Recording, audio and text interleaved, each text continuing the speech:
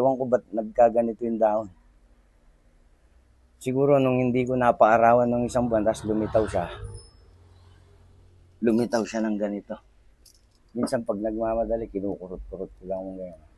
Pwedeng gunting. Alam, masakit sa daliri yung ano. Eto, malutong to. Kahit ako minsan nababalian pag nagmamadali. Pakita natin kung paano tayo mambali ng sanga ng bawa ito. Ito yung iwawire na. Malutong kasi ito eh. Pag nagwawire kayo, ito, para makatipid tayo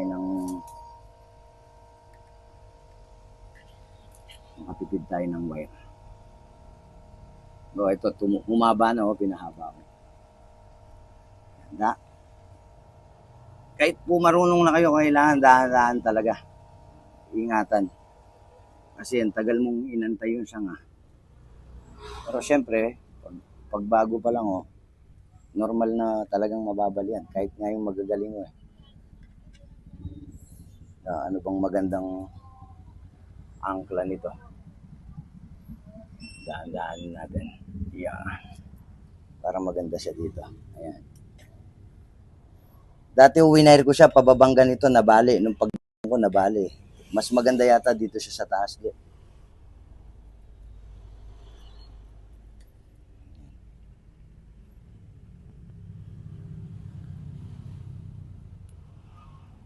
So, suportahan mo lang.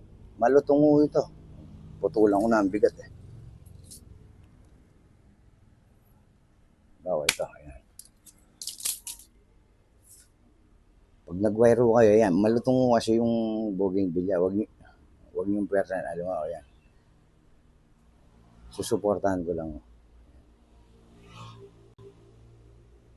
Dahan-dahan lang yung pihit.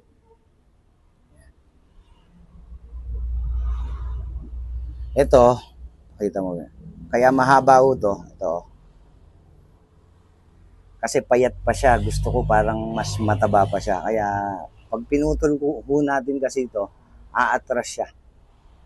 Hindi na siya, ibig sabihin, pag pinutol mo to, mapupunta yung attention na lalaki. Halimbawa, ito yung lalaki. Dahan-dahan lang pagpihit ng wire. Tapos susuportahan mo lang lagi. Yan.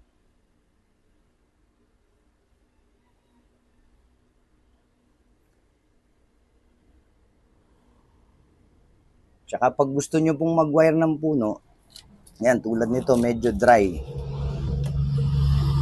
Mas maganda kasi hindi malutong yung sanga. Pero sabi naman ng pinsan ko, pag ako daw, kaya ko naman eh. Pag sanay na siguro.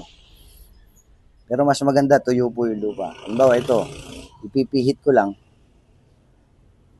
Pag pinihit ko, sumama, ibig sabihin, tama yung wire na size na ginamit ko. Dinadahan-dahan ko lang Inaantay nung nagka-camera na mabalian ako na sanga.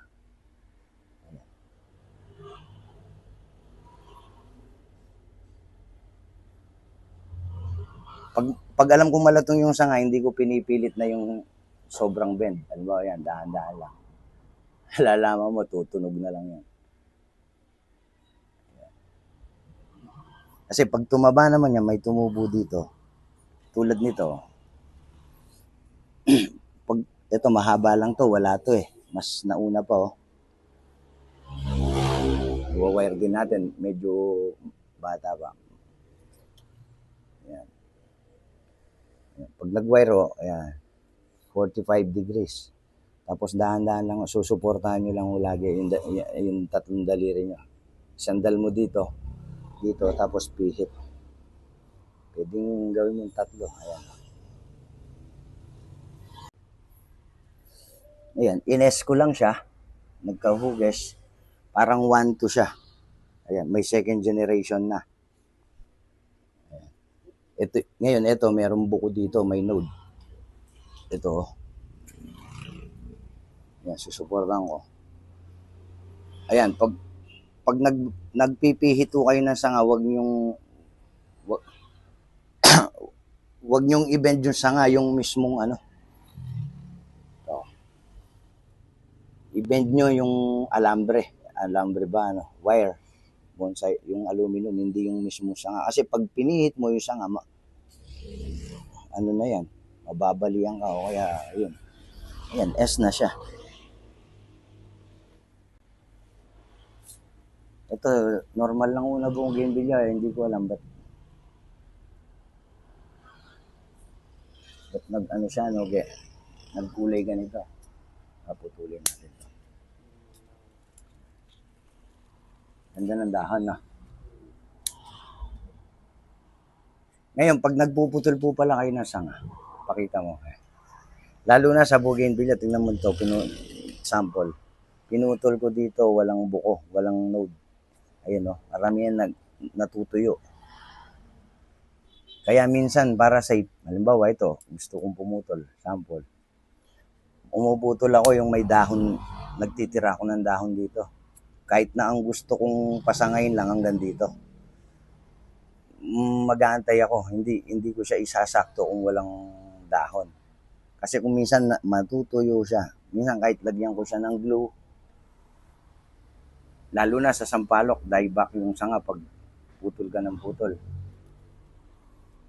Ito po. Ito, puputol ako dito na may dahon sa dulo. Sigurado buhay siya. Ayan, puputulin ko dito. Ito yung pinaka-main niya. Parang ito, magandang ito. Ito yung harap niya. Pwede rin dito. Doon ito, ang tagal kong inaantay. Oh. Ang hirap i-bend nito, ang lutong. Tira tayo ng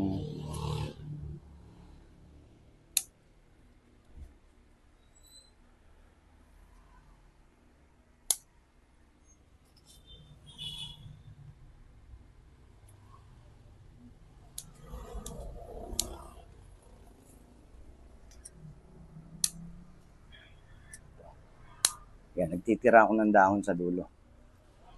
Kahit pa paano, may hugis na, no? Ito, ibebendo natin to. Ito, try natin i-bend.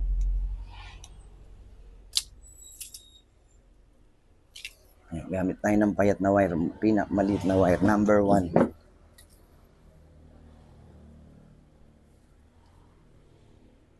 Yan, pag nag-wire kayo, yan, i-aangkla nyo para hindi gumalaw. Maghanap po kayo ng i-aangkla nyo dito. Ito. Para pag kaganon nyo, walang galaw. Ayan. Tapos,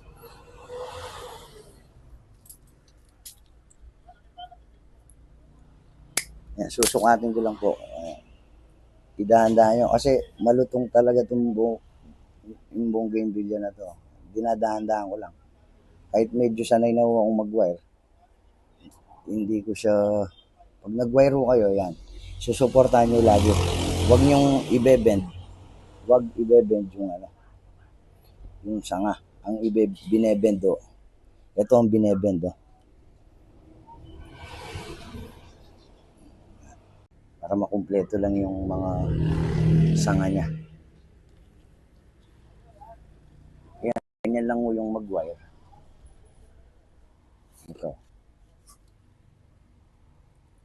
Yan siya. Tsaka na natin ililipat pag medyo... Ayun, ganun lang po yung mag-wire. Ang purpose lang po ng ang bonsai wire, iwa-wire, para lang umayon dun sa gusto mo. Para habang bata pa yung sanga, umayon na siya sa gusto mo. Kung anong gusto mong forma. Ito.